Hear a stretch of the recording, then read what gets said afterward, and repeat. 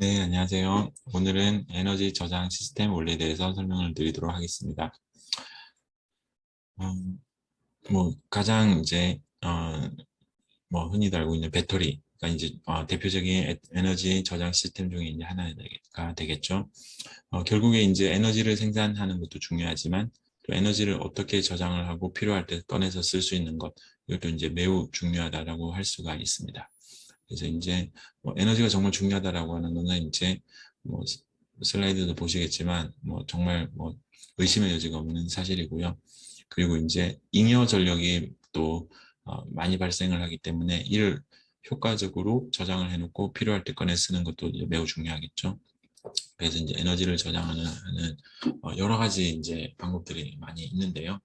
뭐 이런 미케니컬, 서멀, 케미컬, 일렉트로케미컬, 일렉트리컬 방법으로 여러 가지 많이 있는데 이제 그 중에 이제 배터리 타입의 이제 저장이 가장 잘 알려져 있는 방법이고요. 또는 이제 슈퍼 캐패시터처럼 이제 고출력이 갑자기 또 필요할 때 이제 그때도 이제 활용할 수가 있게 되고요. 케미컬 방법으로 저장을 하는 것 중에서는 이제 하이드로젠 형태로도 이제 저장을 할 수가 있겠죠. 또는 이제 SNG, Synthetic Natural Gas로 저장을 또 할 수가 있고요. 또는 이제 미케니컬 방법으로 또 저장을 이렇게 또 할 수가 있는 부분이 있습니다. 저는 이제 그 중에 이제 아주 일부분이지만 또 배터리나 캐패시터 쪽에 있어서도 소개를 해드리려고 합니다. 그래서 이제 배터리랑 슈퍼 캐패시터는 이제 차이가 보통 흔히 단거리냐, 장거리 마라토너냐, 단거리 달리기 선수냐로 이제 비교를 하는데 배터리는 이제 좀 장거리죠.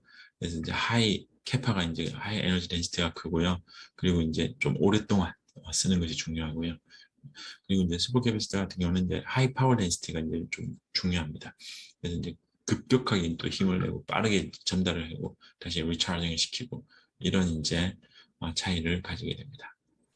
그래서 이제 수분 캐패시터의 이제 요구되는 특성. 그러니까 우리는 보통 이제 플롯을 보면 에너지 덴시티 그리고 이제 파워 덴시티 이렇게 대비를 설명을 하고 있는데요. 이제 배터리와 이제 퓨어셀 쪽은 이제 에너지 덴시티는 높은데 이제 파워 덴시티는 이제 좀 낮은 성격을 가지고 있고요. 캐퍼시터 같은 경우는 이제 어, 파워 덴시티는 높지만 에너지 덴시티는 낮고요. 그리고 이제 이 두 개의 이제 중간 부분에 있는 게 이제 슈퍼 캐패시터가 있죠. 또는 이제 하이브리드 캐패시터 이렇게 이제 형성이 되어 있습니다. 그래서 이렇게 가면 갈수록 이제 좋을 수도 있겠죠. 그래서 이제 각그 어플리케이션의 차이에 따라서도 이런 이제 부분들을 많이 설명을 좀 할 수가 있습니다. 네, 그래서 이제 슈퍼 캐패시터의 이제 타입들이 여러 가지가 있는데요. 어, EDLC라고 해서 Electrochemical Double Layer Capacitor가 있고요. 예, 이는 이제 보통 카본을 이제 모듈로 사용을 하게 됩니다. 그래서 이제 차지 스토리지 메커니즘은 이렇게 이제 표면에 Electrochemical Double Layer를 이제 형성하게 하고 Non-Faraday 프로세스로 이제 차지를 이제 저장을 했다가 또 필요할 때 쓰게 됩니다. 이의 장점은 이제 Cycling Stability가 좋고요. 또 Rate Capability도 좋고요. 예. 근데 이제 단점은 이제 스페시픽 캐패시티가 낮고 그다음에 이제 에너지 덴시티도 좀 낮죠. 그다음에 이제 슈도 캐패시티라는 게 있습니다. 얘는 이제 약간 그 메탈 옥사이드를 이제 또는 레독스 폴리머를 써서 레독스 반응을 일으키게 하는 이제 그러한 이제 반응을 유도하게 됩니다. 그래서 레독스 리액션이 일어나게 하고 그래서 이제 페리데이크 반응 또한 일어나겠죠. 그래서 이제 얘 같은 경우는 이제 장점이 스페시픽 캐파시티도 높고 그다음에 이제 에너지 덴시티, 파워 덴시티도 이제 상대적으로 높은데 이제 레이트 캐퍼빌리티는 이제 좀 낮은 거죠. 예, 레드스 반응이 좀 일어나기 때문에. 그래서 이제 이 같은 장점들을 좀 결합한 게 이제 하이브리드 캐패시터입니다. 그래서 이제 어시메트릭도 세부적으로 나눌 수 있는데요. 어시메트릭이냐, 시메트릭이냐, 아예 이제 배틀 라이크한 거냐. 그래서 어시메트릭 같은 경우는 이제 에노드를 이런 이제 슈도 캐패시턴스 모듈하고 캐소드는 이제 카본으로 이제 활용하겠죠. 그래서 카본에서는 EDL 반응이 일어나게 하고 에노드 반응에서는 레더렉션이 일어나게 해서 어, 두 개의 이제 장단점을 이제 보완하는 그런 이제 부분이고요. 시메트릭 컴포지 같은 경우는 이제 뭐 레독스 메탈 옥사이드와 카본 그리고 이제 레독스 폴리머 카본에서 이제 레독스 리액션과 이제 EDL이 이제 동시에 일어나게 해서 에너지 덴시티를 높고 이렇게 이제 moderate cost and moderate stability를 요구를 하게 됩니다. 배틀라이크한 하이브리드도 있습니다. 그래서 이제 아예 이제 리튬 또는 이제 그런 미디에이터가 이제 충동력이 일어나게 해서 왔다 갔다 하게 하면서 리튬 인서션 머티리얼, 그다음에 이제 캐소드는 카본. 그래서 에노드 방정 리세이션 딜리세이션 일어나게 하고 캐소드는 이디얼해서 에너지 높고 그러면서도 이제 배터리 라이크하게 할 수 있고 이런 이제 형태를 이제 가지게 되는 여러 가지 특성을 분류를 할 수가 있게 되고요. 그래서 이제 하나씩 이제 EDLC라는 이런 부분들을 슬라이드를 이제 좀 이렇게 하게 되는데요. 기본적으로 이제 EDLC 반응은 레독스 리액션은 아닙니다. 그래서 이제 다음과 같이 뭔가 레독스 픽이 이제 존재는 하지는 않고요. 예, 근데 이제 대신에 이제 이런 부분들의 대표적인 물질은 이제 카본인데요. 카본 같은 경우는 이제 포텐셜을 높이게 되면 무너지게 될 수 있는 이제 현상들이 생길 수가 있습니다. 이런 부분들은 이제 조심해야 됩니다. 네. 그래서 이제 이런 캐패시턴스를 높이게는 이될 수 있고요. 휴도 캐패시터는 이렇게 이제 레덕션 리액션이 이제 일어나게 되는 거죠. 예, 그렇게 해서 이제 프레디 리액션이 일어나게 하는 그러한 이제 형태를 이제 가지게 됩니다. 하이브리드 슈퍼 캐패시터 같은 경우는 이런 것들 두 개의 이제 장점을 동시에 이제 가지게 하는 그런 부분이 있고요.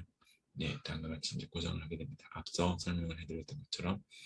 네, 그리고 이제 그러면 이런 이제 캐패시턴스나 뭐 캐파시터를 이제 어떻게 이제 측정을 할 것인가라고 했을 때 이제 다음과 같이 이제 차지를 할 때는 이제 이렇게 캐패시턴스를 이제 이런 또는 이제 이런 방법으로 이제 측정을 하게 되고요. 또 이제 디스차지를 할 때는 이제 이런 에너지 덴시티나 파워 덴시티를 이런 식으로 이제 측정을 좀 하게 됩니다. 예. 그리고 이제 이 픽을 보고 이제 어사인을 한 다음에 이제 스캔레이즈 높여가면서 우리 캐패시턴스든지 이런 것들 측정을 하게 되고요. 리니어하냐, 논리니어하냐에 따라서 이제 리니어하게 이제 증가를 하게 되면은 일로케미컬 더블레이 캐패시터로 부르고 이제 만약에 이제 논리니어하게 증가하면 이제 슈도 캐패시터라고 이제 부르게 되는 거죠. 그래서 이제 이렇게 이제 지시하는 또 지침이 있습니다. 여러 가지 사람들이 연구를 많이 하고 있고요. 개별스 메스들을 소개를 하고 있습니다. 그리고 이제 배터리도 이제 뭐 정말 또 중요한 이제 소자 중에 저장 소자 중에 이제 하나인데 잘 아시다시피 이제 개발사를 보면 이제 리튬 배터리가 제일 이제 요즘에 각광을 많이 받고 있죠. 리튬. 사실 이제 리튬 에어 같은 경우는 이론적으로는 이제 매우 높은 이제 스페시피케이션을 가지고 있지만 실제로는 이제 그렇지는 못합니다. 반응이 있어서 이제 이렇게 일어나지는 않으니까요. 징크웨어 배터리도 이제 theoretical하게는 이제 뭐 relatively 높기는 하지만 거의 이제 1차 전지로 화 많이 쓰고 있죠. 예, 그래서 이제 이렇게 좀 하고 있고요. 지금 이제 리튬 이온 배터리가 이제 상용적으로 제일 많이 쓰이고 있죠. 리튬 폴리머를 쓰면서. 리튬 설퍼도 이제 안에 차세대 배터리 중에 이제 하나입니다. 예. 그래서 이제 배터리의 이제 특성에 대해서 리튬이 이제 빠졌다가 다시 이제 또 이제 충전이 됐다가 이런 과정들을 이제 보여주고 있고요. 근데 이제 다시 충전되는 과정에서 이제 덴들라이트가 형성이 될 가능성이 좀 있습니다. 그래서 이제 격벽이 분리막이 잘 이제 설정이 되지 않으면 이제 나중에 쇼트가 났을 때 화재가 발생할 수 있는 위험이 있죠. 그래서 이제 고체 전해질이라든지 이런 부분들이 요즘에 많이 안전성 문제 때문에 이제 많이 개발이 되고 있고요. 징크웨어 배터리를 이제 하나 소개해 드리면 제가 앞서 이제 1차 전지화 됐다고 많이 했는데 그 이유는 이제 징크 하이드록사이드가 이제 형성이 되면서 다시 이제 돌아오기가 힘든 거죠. 그래서 징크웨어 배터리 자체는 2차 전지로 하는 것이 이제 굉장히 이제 이슈인데요. 어, 어, 징크 배터리는 어디에 많이 쓰냐 했을 때 이제 보청기 건전지로 많이 써요. 이제 귀에 들어가는 거니까 이제 리튬이라든지 이런 거는 안전성, 뭐 폭발 위험성 혹시 혹여라도 있을까 이제 어, 징크를 이제 쓰게 돼 있는데 1차 전지화가 돼 있어요. 그럼 만약에 이제 한 번 쓰고 버려야죠. 만약에 이제 2차 전지화를 쓸 수 있다면은 이제 정말 또 많은 또 시장의 수요를 창출할 수 있는 부분이 또 있지 않나라고 생각을 합니다. 네, 그래서 뭐 정말 많은 이슈들이 있는데 아주 간략하게 저장 소재에 대해서 좀 설명을 해드렸습니다. 네, 이 정도까지 하겠습니다.